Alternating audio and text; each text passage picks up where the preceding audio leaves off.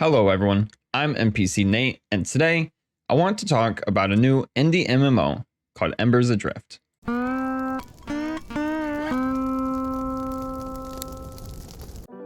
Embers Adrift is a low fantasy indie MMO developed by Stormhaven Studios. It is designed to be a bit more on the realistic side and to have a classic MMO feel with some tabletop aspects.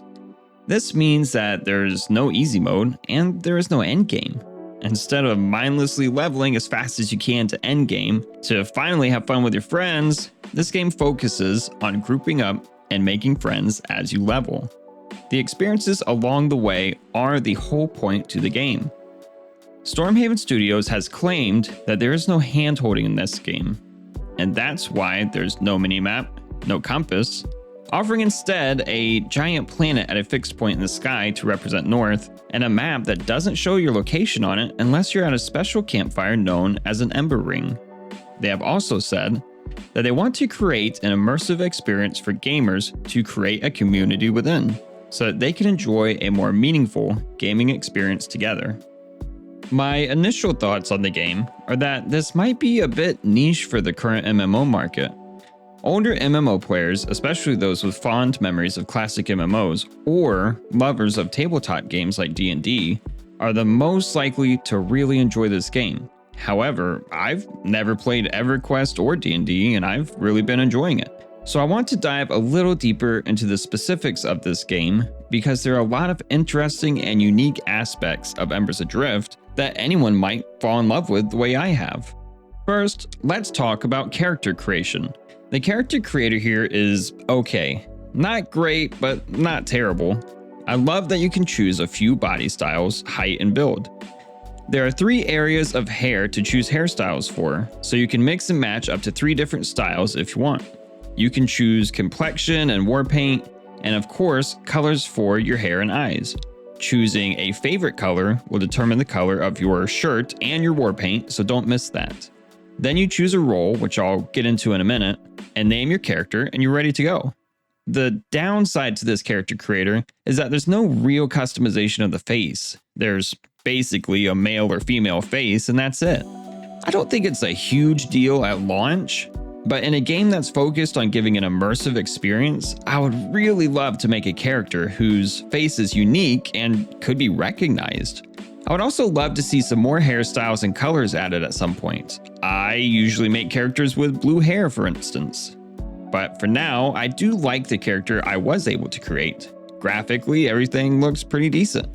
Some weird clipping issues on the hair, but it looks better in a dark color. Character models are about as good as ESO characters in my opinion.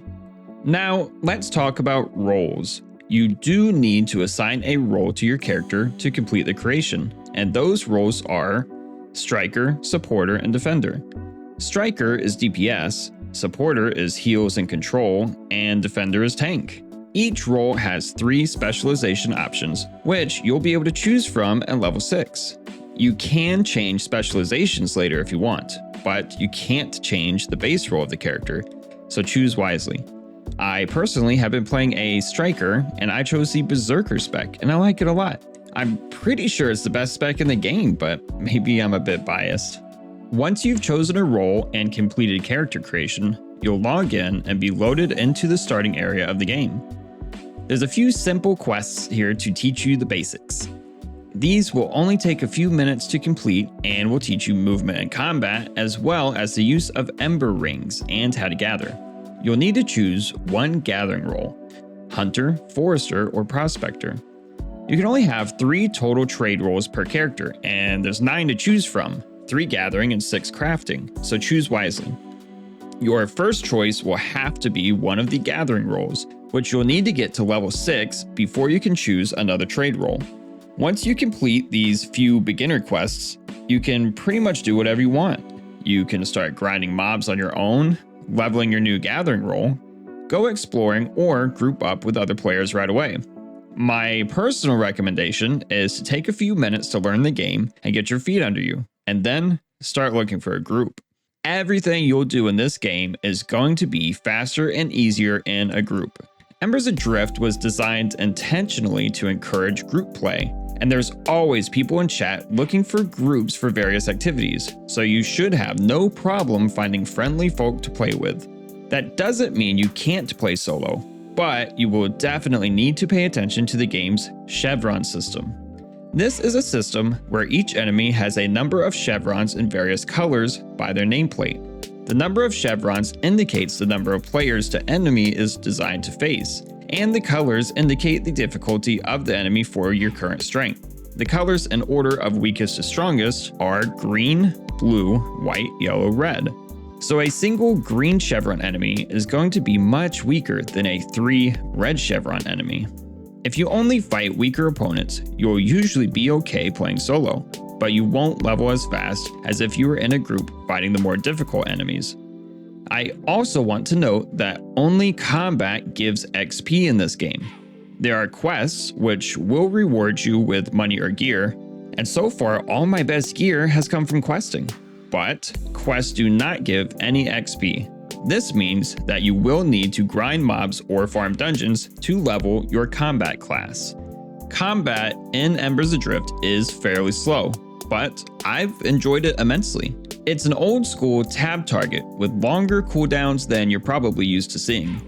On top of that, even weak enemies have the potential to defeat you if you're not careful. This means that every fight can turn into a drawn-out struggle for survival. There's 4 skills you'll unlock in your starting role, and then you'll start unlocking your specialization skills once you have your specialization unlocked. Each role has positional advantages, as do different weapon types. This means that you can do more or less damage depending on your position relative to the target. Another interesting combat system is the regent system. Some skills have a corresponding optional regent, which will boost the efficacy or power of the skill. These can be slotted into one of your 4 regent slots above your action bar, at which point using the corresponding skill will auto-consume the regents you have available. However, you can keep these regents in your bag if you want to save them, and then using the skills won't consume them. I like to do this so that I can save my regents up for when I really need them, say if I'm running a dungeon or fighting a tough boss. I have found the combat to be challenging and yet relaxing. With the tab target and then the cooldown of the skills, I'm not pressing a lot of buttons really quickly. I pretty much just start the combat and do what skills I can, and it's going to take a while, and there's not that much I can do. If it starts heading south, I can run away or I can use a health potion, but that's about it. Overall, I like the combat a lot. Now, I want to break down gathering a bit more. As I mentioned earlier, there's 3 gathering roles you can obtain. The first is hunting. Hunting gives you the ability to skin an animal after you kill it. When you skin an animal, you get an animal carcass, which you can then process at a crafting table into hide, bones, meat, or fur. This is very useful to get mats for provisioning or outfitting especially. The second role is forester, which enables you to gather plants, mushrooms, and wood. These can be processed into various useful items like cloth, wood planks, or mushroom oil. These mats are useful for a variety of crafting professions. And the third role is prospector, which enables you to mine ore, gems, and other minerals. These are also useful in a variety of crafting professions. Also, I just want to mention, to use a gathering tool, simply equip it in one of the 4 slots to the right of your torch in your equipment panel. Now I want to go over crafting professions. As I mentioned before, there are 6 professions: weaponsmith, woodworker, armorsmith, outfitter, provisioner, and tinkerer. The titles pretty much tell you what each profession is used for, but just to cover my bases here, weaponsmith makes weapons, woodworker makes wood products such as staves, shields, and banners, armorsmith makes armor, outfitter makes leather and cloth equipment, provisioner makes food and drinks, as well as tools, potions, and torches, and tinkerer makes jewelry, daggers, and throwing knives. Crafting in this game is fairly straightforward, and I've really enjoyed it. There's one simple crafting table to use for all different types of crafting, and the crafting itself is as easy as having the mats and selecting how much of what to craft. Now, I do want to mention here that in order to have all 3 gathering roles and all 6 crafting professions, you will need 3 characters, and each character's first choice will have to be a gathering role. That means that you will need to give each character 2 crafting professions. Another interesting thing I want to talk about is the lighting system. This game has a day-night cycle, and at night it can get pretty dark. To combat this darkness, you have the option of carrying torches or lanterns while running around. However, while you're fighting, you have to put the torch away. But you can get something called a ground torch, which you can plant into the ground and it will light the area for a set amount of time. This is a good option for night fighting, but you can't move the torch once it's placed, so I personally don't use them when I'm just grinding random mobs. It will definitely get expensive after a while. I do love this system. I think it really helps the immersion to have day and night as well as seasons, and I love running around with a lantern. It looks really cool, and I like the added suspense of not being able to see enemies as far away. Overall, I think the lighting system is really great. Finally, I want to talk about this game's monetization model. The game is currently on sale for $29.99 USD, and it will go back up to its regular sale price of $39.99 on November 1st. It will also require a monthly subscription, which will normally cost $14.99, but is currently reduced to $9.99 until January 1st of 2023. It's important to note that buying the game includes 1 month game time, so you'll be able to play the first month without paying the sub. This may seem like a lot for an indie game, but there is no cash shop whatsoever in this game. No cosmetics, no pay to win, no buying gems and then exchanging them for in-game currency. The only money you can possibly spend on this game is the initial box price and then the monthly sub.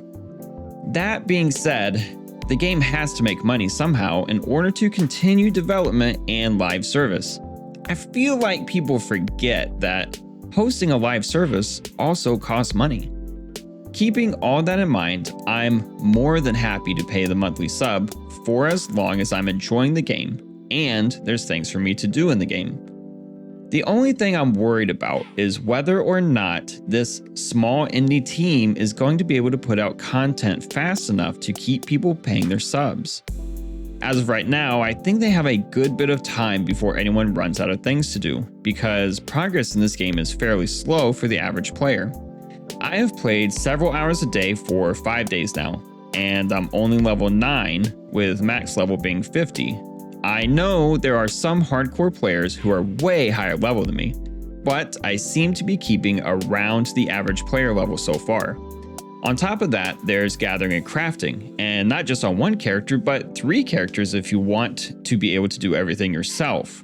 I know a lot of people probably won't want to do that, but people like me who insist on leveling all crafting will definitely be putting in a ton of time to get to that point.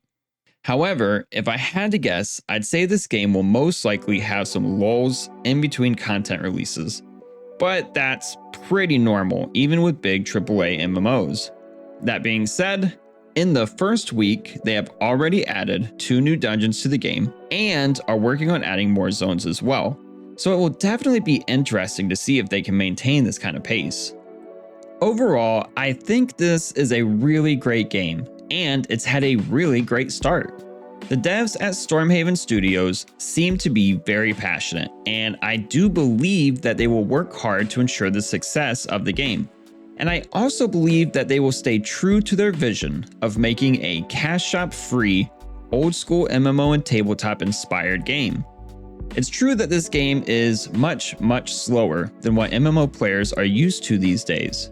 It's also true that this game is made by a small indie studio and isn't as polished as big AAA games. However, Embers Adrift does have some really unique ideas and a very noble goal. This game has a huge focus on community, and I've been making friends really quickly. The community overall has been very friendly and a lot of fun to play with, and I think that's really what's going to make the difference. At the end of the day, you're going to remember a game for the experiences you had with your friends in that game. I personally have already had some great and memorable experiences, and I'm very much looking forward to more in the future. I can't promise that I'll always stay subbed to Embers Adrift, but I know I'm going to put a ton of time in, and I'm going to make great memories here. So I just want to give a big thank you to Stormhaven Studios for making this game, and I want to say that even if it seems like a niche game, I love it, and I think a lot of other people will too. That's it for today's video. If you enjoyed this video or this type of content in general, please consider liking the video and possibly even subscribing. I would really appreciate it. If you want to keep up with me and what I'm working on, you can follow me on Twitter or join my Guilded server. Links are in the video description. Also, the best way to support my channel monetarily is by subscribing directly to my Guilded server, which unlocks some perks for you as well. So please check that out if you want to support me or my channel. As always, thank you, and I hope to see you around.